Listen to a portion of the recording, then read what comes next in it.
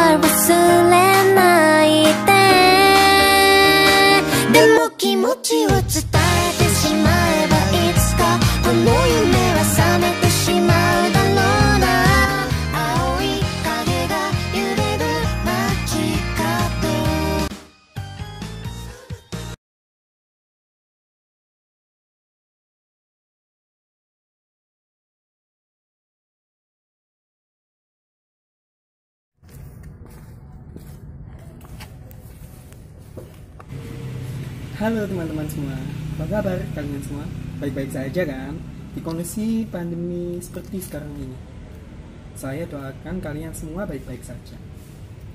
Nah, jadi di sini perkenalkan ya sebelumnya, saya mahasiswa Universitas Negeri Surabaya, Fakultas Bahasa dan Seni, Prodi S1 Pendidikan Bahasa dan Sastra Indonesia, atas nama Muhammad Haikal Nur Satria, akan menerangkan kepada kalian semua tentang pendidikan karakter apa sih yang harus kita miliki sebagai warga Indonesia yang taat nih akan perilaku kebiasaan orang Jepang lakukan.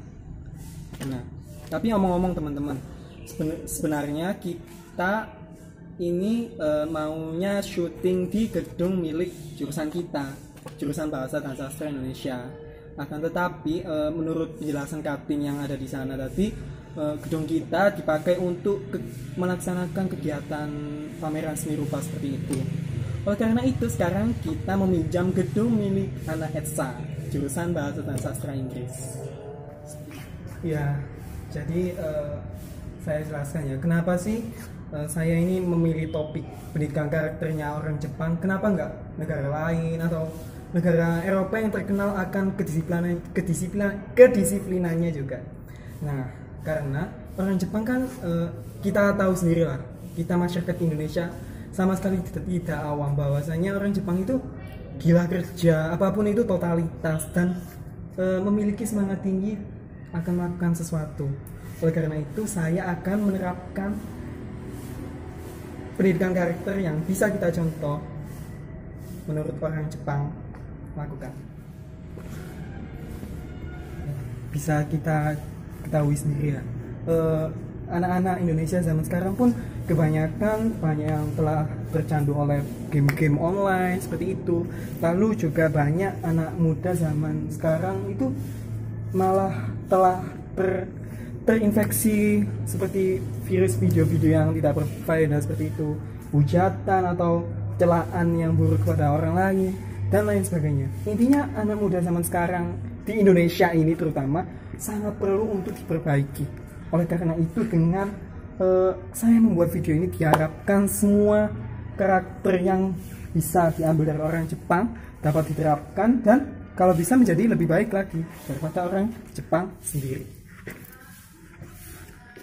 Ya, halo teman-teman. Kali ini kita berada di depan majalah dinding milik salah satu fakultas bahasa dan seni ya. Sebenarnya nggak satu aja, tapi ada banyak. Tapi ini saya pilih di sini soalnya yang paling nyaman untuk dibuat syuting. Jadi melanjutkan poin yang tadi ya tentang pendidikan karakter yang harus kita terapkan. Itu ada 5 poin utama.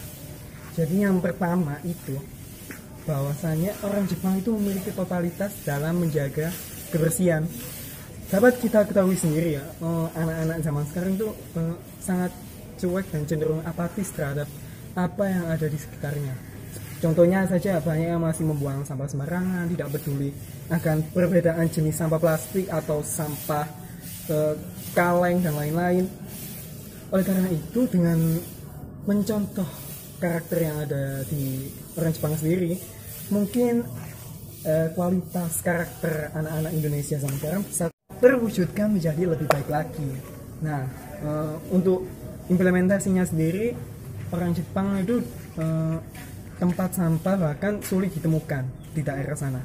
Bahkan orang Jepang sendiri kalau semisal mendapatkan sampah atau membawa sampah itu ya, mereka tidak akan membuangnya atau mencari tempat karena itu pasti sangat sulit ditemukan. Jadi oleh karena itu setiap orang Jepang pasti menyimpan sampahnya ke dalam sakunya, lalu dibuang di tempat sampah milik rumah masing-masing. Begitu. Tapi menurut yang film dokumenter yang saya pernah lihat, orang-orang Jepang juga pernah setiap harinya itu memiliki jadwal pengambilan sampah yang berbeda. Jadi tempat sampah itu nggak diambil setiap hari, tapi ada jadwalnya sendiri. Jadi kalau hari ini harus mengumpulkan sampah jenis plastik semisal, ditaruh di depan rumah dan diambil oleh petugas kebersihan. Dan petugas kebersihannya sendiri pun petugas yang benar-benar bersertifikat dan gajinya pun di atas rata-rata. Jadi ya petugas kebersihan di daerah Jepang sana tidak begitu seperti kalangan bawah seperti yang ada di Indonesia. Oleh karena itu dengan menyeimbangkan kualitas lapangan pekerjaan dan juga lingkungan milik warga dan ya kita semua, mungkin keseimbangan bisa terjadi dan ya menjadi lebih baik seperti itu.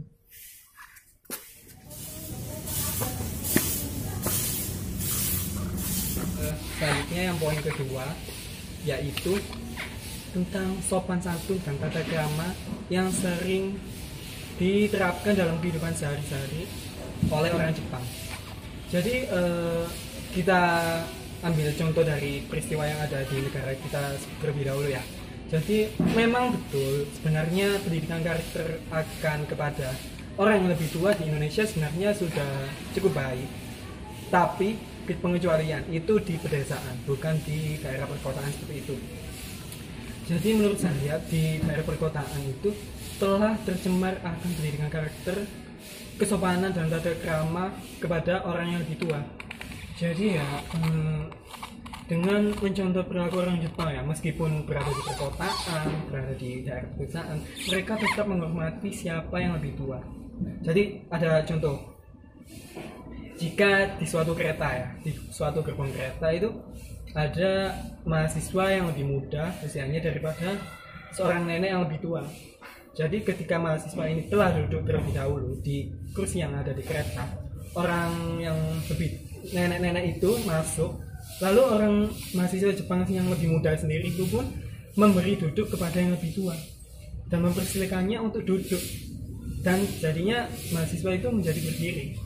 Nah, lalu contoh lagi ya, pengucapan dalam sehari-hari kepada yang lebih tua itu, orang Jepang menggunakan kosakata yang ada khusus tersendiri untuk diucapkan kepada orang yang lebih tua. Contohnya, semisal saya dan ayah saya sedang berbincang-bincang, lalu jika berterima kasih itu kalau sesama sebaya kan tanpa diakhiri gozaimasu. Gozaimasu itu berarti agar lebih sopan, lebih kaku lah, lebih kaku tapi yang penting lebih sopan. Jadi orang Jepang tidak berkata arigato gitu kepada yang lebih tua, tapi arigato gozaimasu gitu untuk menghormati yang lebih tua. Dan terkadang juga itu digunakan untuk orang yang asing, orang yang tidak begitu kenal dengan kita.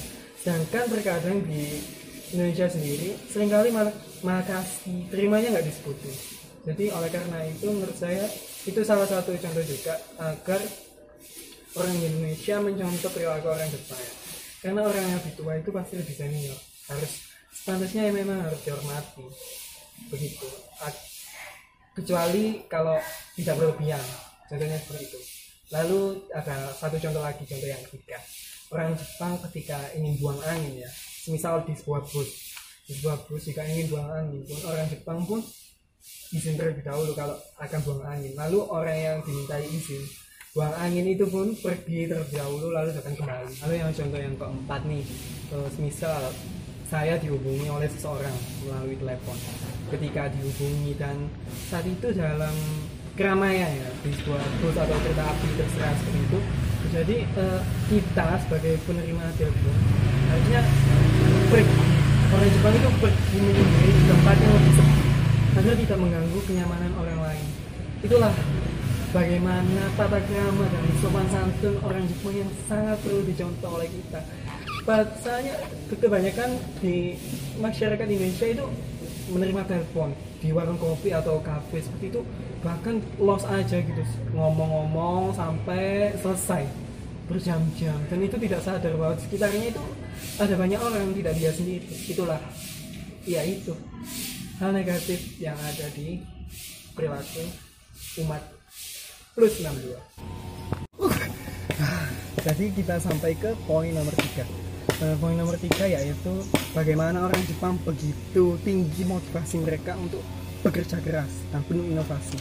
Sebenarnya ini tadi sudah saya sebutkan kan di poin perkenalan tadi, bahwa orang Jepang itu bekerja keras sekali. Bahkan kita ambil contoh lagi di daerah Jepang sana.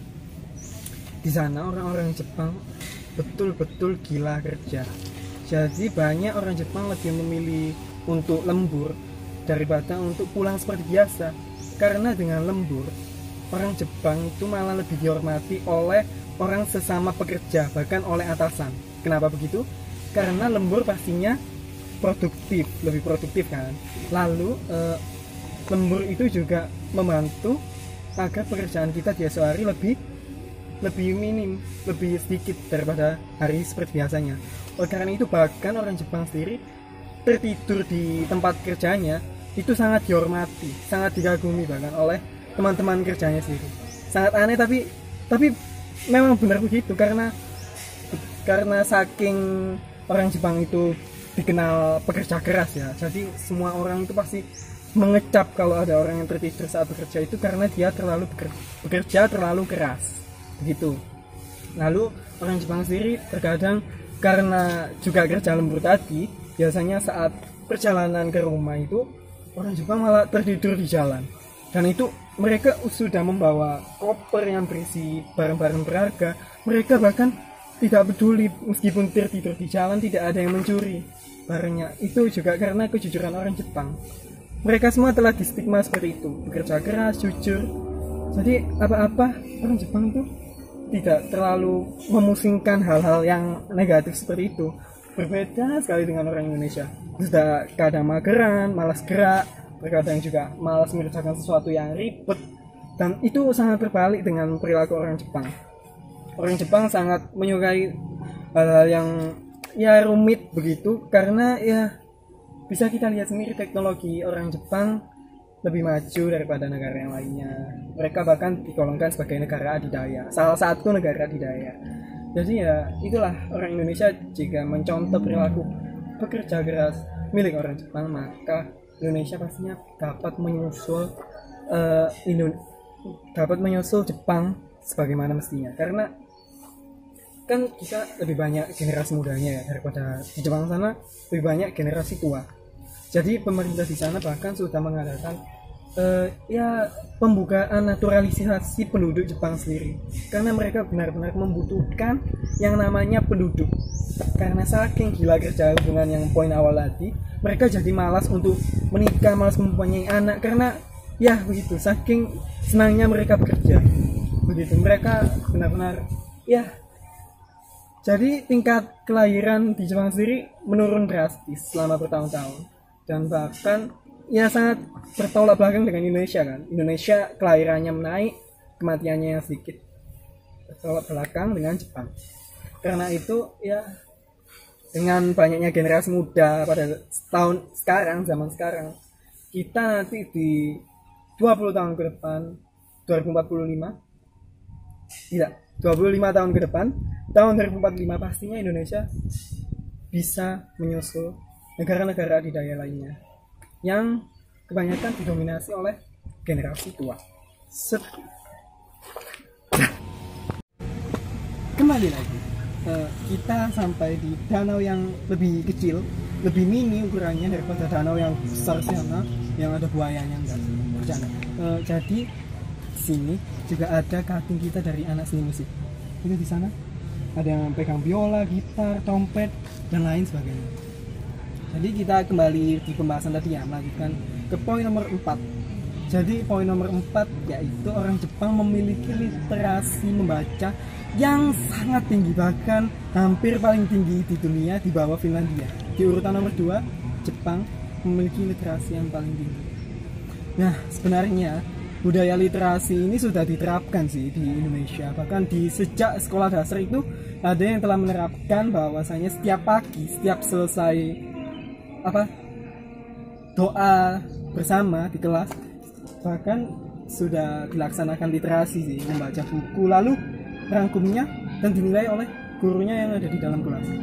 Nah, itulah masalahnya sebenarnya yang ada di Indonesia.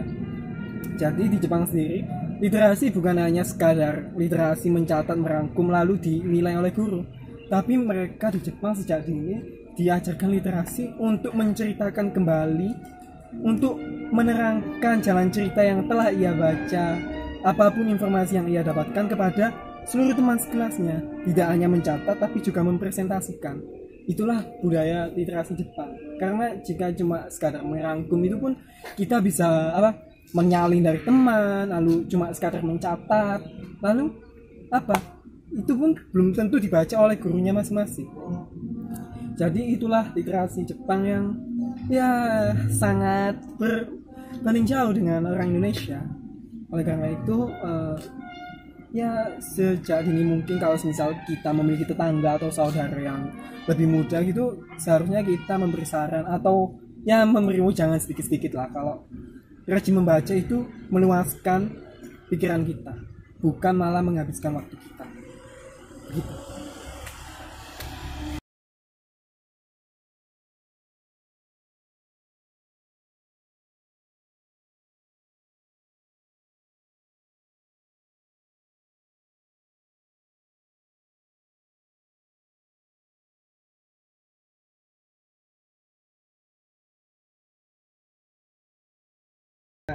Kita sampai di poin yang paling terakhir, yaitu poin nomor 5. Tapi omong-omong, saya saat ini berada di logo paling khas milik fakultas kita, Fakultas Bahasa dan Seni. Bisa kita lihat. kita bahas apa? Kembali ke topik ya. Jadi poin yang kelima yang bisa kita tiru dari perilaku masyarakat Jepang terhadap kita semua, yaitu bagaimana mereka sangat mempertahankan nilai kebudayaan yang ada di kehidupan sehari-harinya. Jadi kita milik budaya kita sendiri ya. Kebanyakan anak zaman muda sekarang bahkan telah terjerumus ke aliran dance luar negeri, bukan ya tari tradisional, kebanyakan, bukan semuanya. Jadi ya itulah faktor yang paling penting kenapa saya mengambil poin ini sebagai ya salah satu karakter yang harus diambil orang Jepang. Selain tarian yang sudah mulai terjerumus oleh ya pengaruh globalisasi itu, masyarakat Indonesia juga sudah mulai terjerumus akan kebudayaan seni-seni digital, akan tetapi lupa untuk mengambil budaya Indonesia agar dimasukkan ke seni digital tersebut. Kebanyakan mereka malah sekadar menjadikan seni digital sebagai karya mereka, akan tetapi tidak ada kebudayaan Indonesia yang diambil atau dibawa atau dipamerkan di mata dunia. Oleh karena itu setidaknya meskipun kita menari kreatif internasional ya, lalu menggunakan teknologi digital, lalu ya pokoknya kesenian yang berhubungan dengan dunia, seharusnya kita juga mengambil minimal 50 atau 30% kebudayaan kita agar ya tidak pernah hilang dan tidak pernah terlupakan. Karena jika kita melupakan kebudayaan kita sendiri, bagaimana anak muda zaman penerus kita? Kalau kita lupa berarti mereka apa? Mereka tidak tahu sama sekali. Karena begini, di Jepang sana orang Jepang itu sehari-harinya benar-benar budayanya itu benar-benar melekat. Jadi festival kebudayaan itu benar-benar setiap bulan itu ada. Ada yang namanya festival obor, festival tahun baru, festival kembang api, dan ya banyak festival musim dingin, musim panas, festival ya tarian-tarian seperti sambil menggunakan yukata begitu atau kimono dan lain-lain, bajunya segalanya bahkan telah melekat, benar-benar melekat. Tidak seperti kita, kebudayaan fashion pun sudah tidak ada perpaduan ya. Kebanyakan sudah benar-benar mengambil fashion dari Amerika yang celananya sobek-sobek, yang bajunya minimalis, kekurangan benang seperti itu. Jadi ya oleh karena itu kebudayaan kita jika tergerus oleh zaman, maka bagaimana kita memiliki aset agar Indonesia dikenal ya istimewa di dunia luar sana. Tidak hanya dari bangunan seharusnya Indonesia peninggalan itu, juga harus dari tarian, pakaian, seni dan lain-lain. Begitu sekali. Jadi teman-teman, karena ini menutup. Jadi ya mohon maaf sebelumnya jika ada salah kata, perbuatan dan lain-lain. Saya Muhammad Haikal Nur Satria, mahasiswa Pendidikan Bahasa dan Sastra Indonesia kelas PC 2020, mengucapkan terima kasih yang sudah menonton. Sekian saya Giri. Wassalamualaikum warahmatullahi wabarakatuh. Stay healthy.